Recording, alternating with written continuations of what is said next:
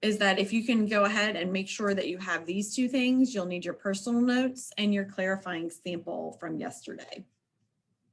All right, well, I wanted to just recap really quickly from yesterday. I'm going to check point.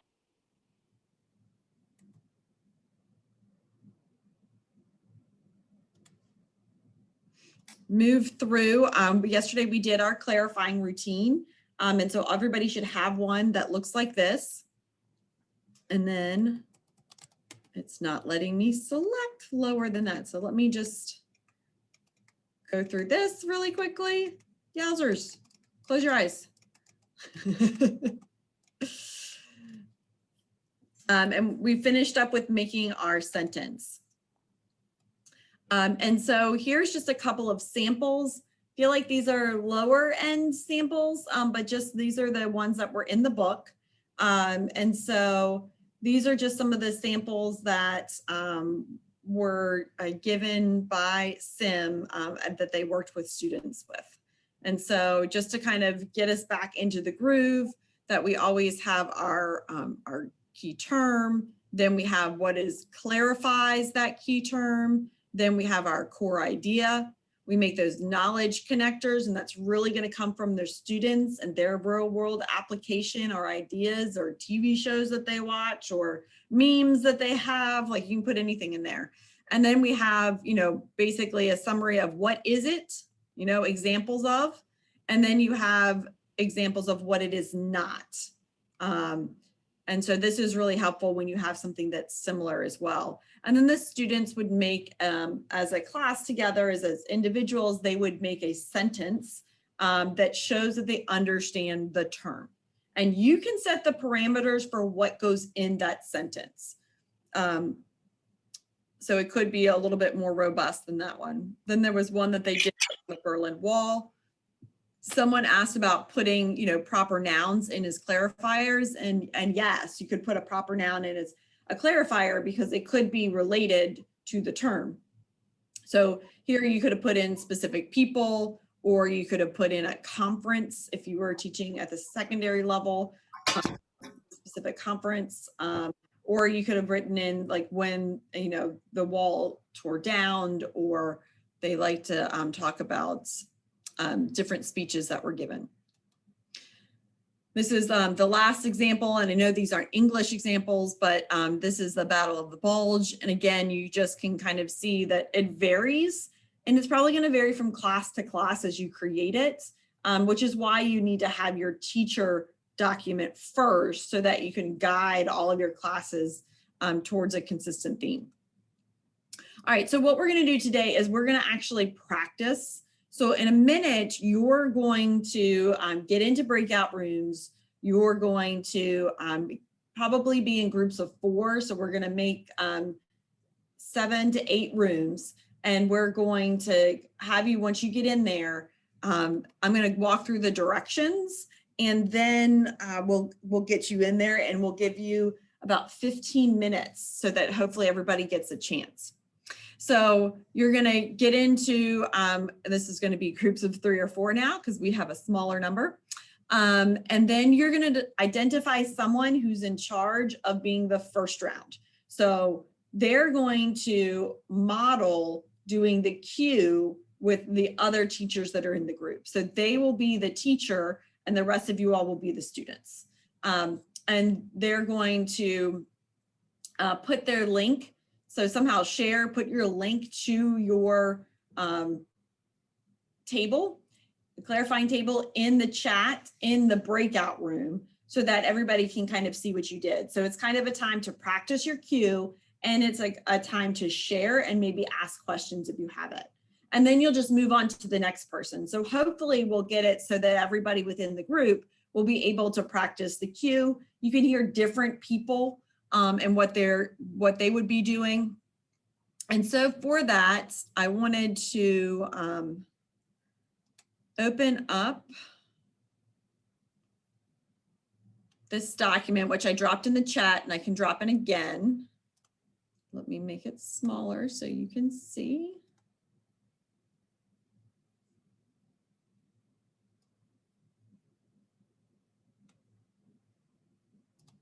bit smaller. There we go. And so you're going to work on this side of it. So the only thing I want you to do is just to practice doing the cue steps. How are you going to get the student involved? So yesterday we did the creation, and I believe that you can do the do because you've done the creation. So today we're going to practice the cue, and then we're going to do the same exact thing, except for we're going to do it with the review. So once everybody's had time to do the cue, or if you want someone to say, hey, I'm going to do the cue, and then next person wants to do the review, that's fine as well. But the idea is that everybody will get a chance to do their cue and everybody will get a chance to do their review. So that's what we're going to do for the next 15 minutes. These directions are also in your personal notes slides. If you come down towards the bottom,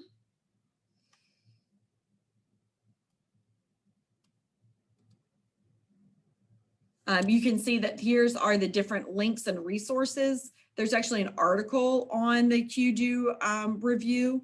And so that's what we're just going to spend some time doing right now. And if you need to review anything, you can. Here is a slide that has the Q-Do review on it. So you can just look at that if you want to, if that's easier for you, instead of opening up the document. So I want to stop right now before we get into breakout rooms. Does anybody have any questions?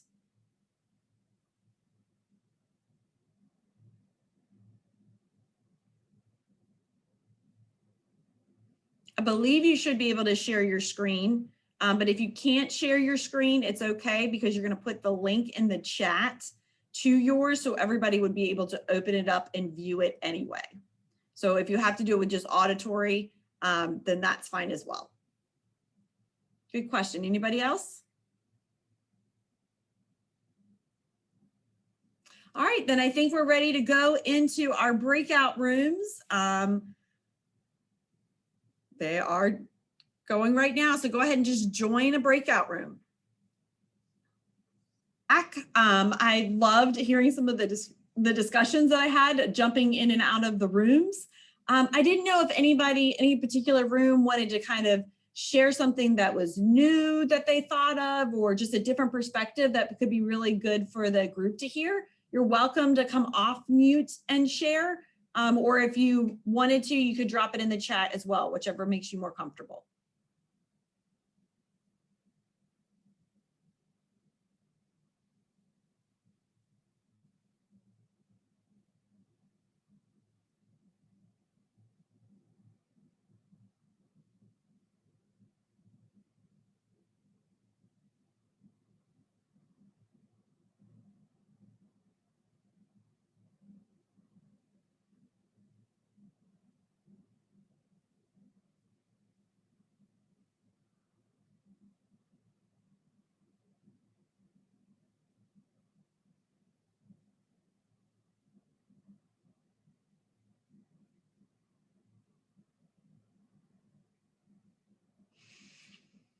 I see one. Thank you, Melissa. Got a lot of construction analogies in class. Yes. Refer to the foundations that we study when doing vocabulary. We got Emily was impressed by the knowledge connectors that some of the group members made. I know it's really interesting. That's why I say every group comes up with different knowledge connectors. I was even working with second and third graders doing a tech camp yesterday. And we were talking about algorithms, and we did the routine similarly. And then we played it out by doing baseball or kickball, how to then out the algorithm of that. What are the steps that it takes for you to actually get up and get to first base? And how it would be different steps if you were playing soccer. So I love that everybody can come up with different knowledge connectors that really meet the needs of their students.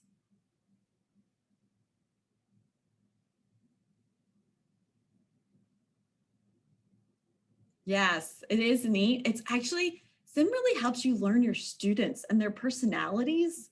Like some of the times when they are given a chance to draw something, or if they're given a chance to make up their own ideas and put things down, like you're like, wow, I didn't know you had that in you, because you're asking them to do something that's a little bit different than what they would normally do, or how it's approached, or how it's been approached for them for most of their academic career.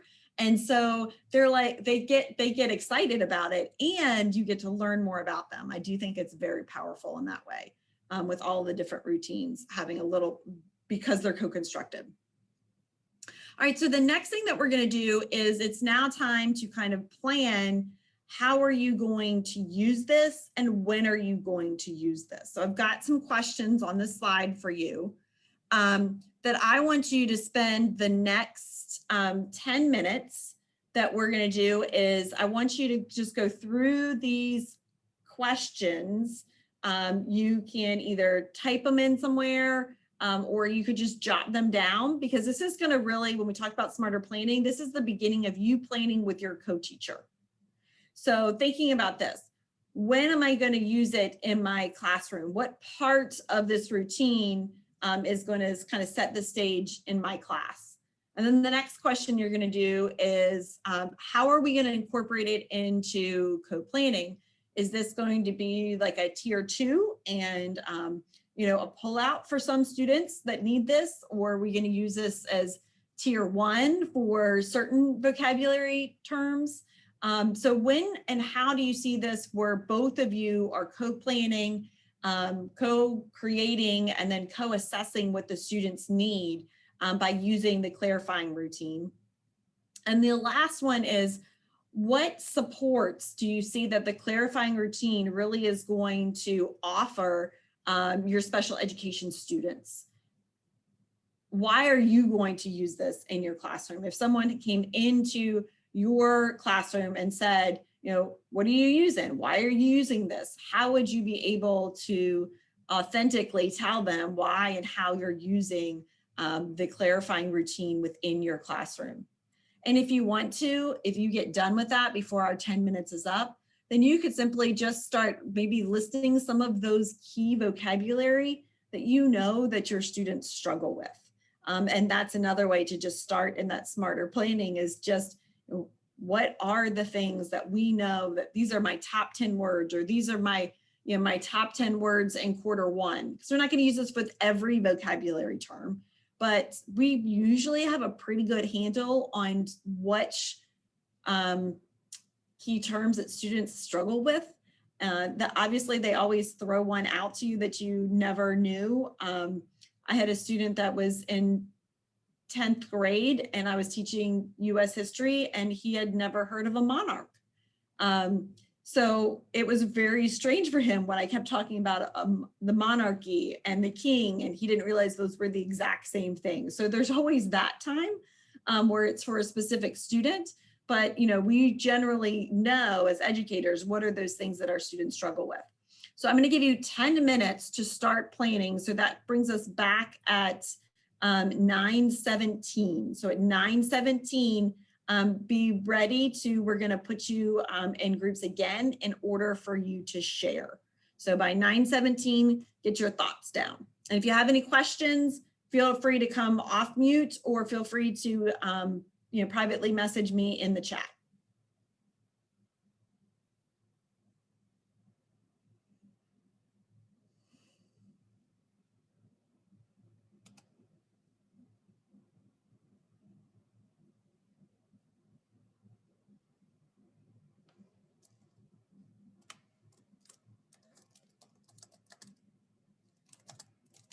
Your textbook. This is from your guidebook. I believe it's page 40. It starts on page 40 and then goes through kind of, or actually, excuse me, it starts on page 34. It kind of goes towards the end of the book.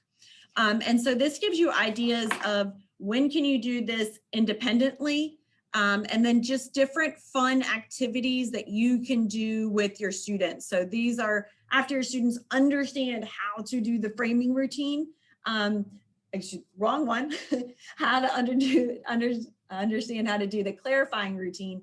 Then you can think of, how do I incorporate this in where it's not just so just the rigidness of it, that then you can kind of, you could give it to them as You know, I know that you're struggling with this word.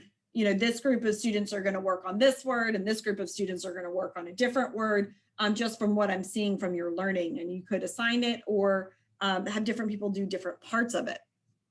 And so this, I just wanted to just show you that there are lots of different then ideas for you of how you could do it, how you can vary your own. When we're talking about like the test your memory, like this is a different idea for a review.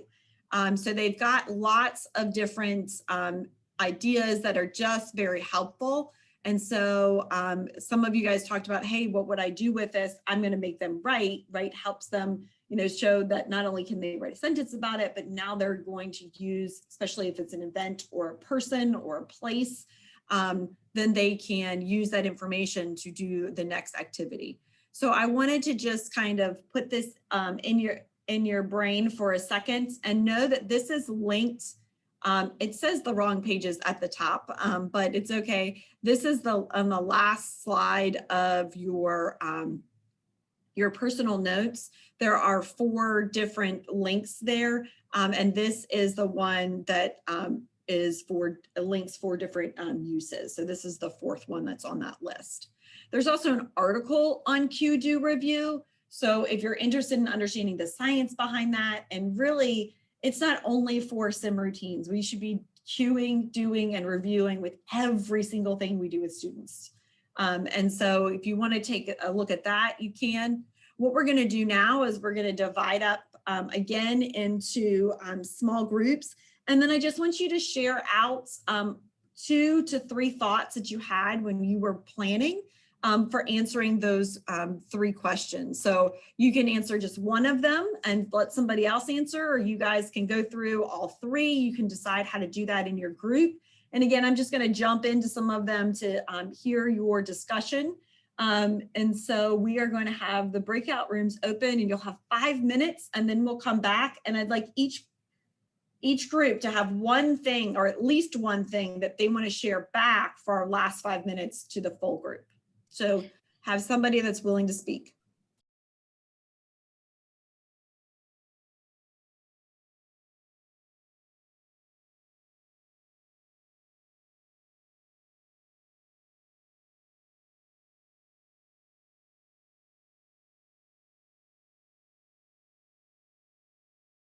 We have 2 minutes. Let's make the most of it. So I'm going to ask group 1, can your spokesperson come off mute and just tell us one thing that you guys discussed in like 15 seconds. Okay, so we discussed using this tool on particular words when they have a really words that they're having a really hard time with, incorporating that in our co-teaching or co-teaching planning time to kind of pick those words that we're going to use. And then we talked about how this could be helpful with our special ed supports by helping them understand their own metacognition, their thinking, how they need to anchor their new learning to something they already know, and kind of feel that process happening in their heads to learn and understand better. Thank you. How about group 2? I think that she said exactly almost what we said, but basically with those routines of creating an atmosphere of serving as a foundation of learning new vocabulary, that you would have to really use that co-teacher. I think that's the side that I sometimes miss, and helping her and I come together to pick out the terms that this would be very advantageous to. And of course, pulling together that visual and prior knowledge, I think, is a foundation for students, all students, not just students with disabilities, to have something to connect to make the word living for them and fluid, as someone said yesterday, to continue using it and practicing it with it more than just completing the activity, I guess, is kind of where I was going with that. Nice. Well, thank you. You guys are doing awesome. How about group 3? We talked about the fact that we would introduce it early on, and the fact that it would be beneficial to students who have disabilities or don't have disabilities, because everybody learns differently anyway. And a lot of times our regular students benefit so much from what we're doing with our special education students.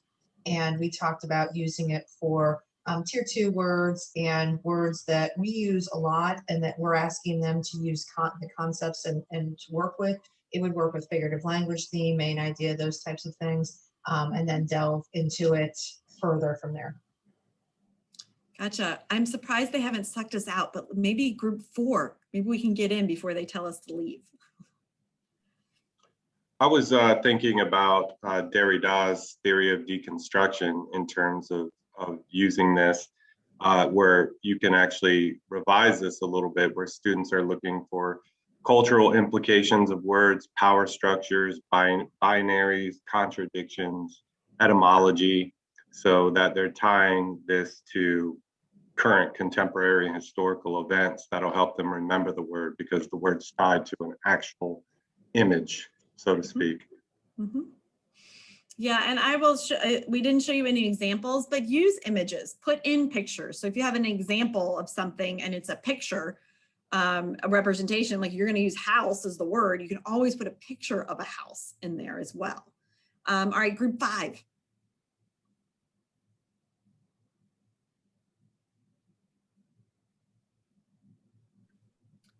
So we kind of were worried about how long it would take to do the clarifying table, but we also discussed that if we had, like, for the term, like a handful of words that we would probably be using throughout the term, we could start off doing that at the beginning of the term and then weekly add in the weekly terms that are applicable for that week. So then you can kind of split up, like you don't have like 20 words all the time. Like there's words that'll be used frequently.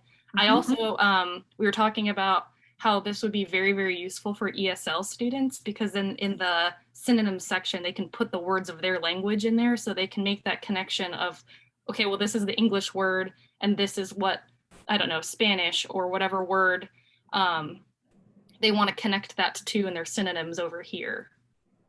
Sounds great. Unfortunately, I don't have time for any more of the groups. I know that they've already given you the link to move to the next group. The only things I will remember is that it's only for key terms. Think about ones they need to know for the whole year, so that you're not overdoing it. And it's going to take longer the first couple of times because it's a new concept for the students to be able to co-construct with you. But then it should get a lot faster.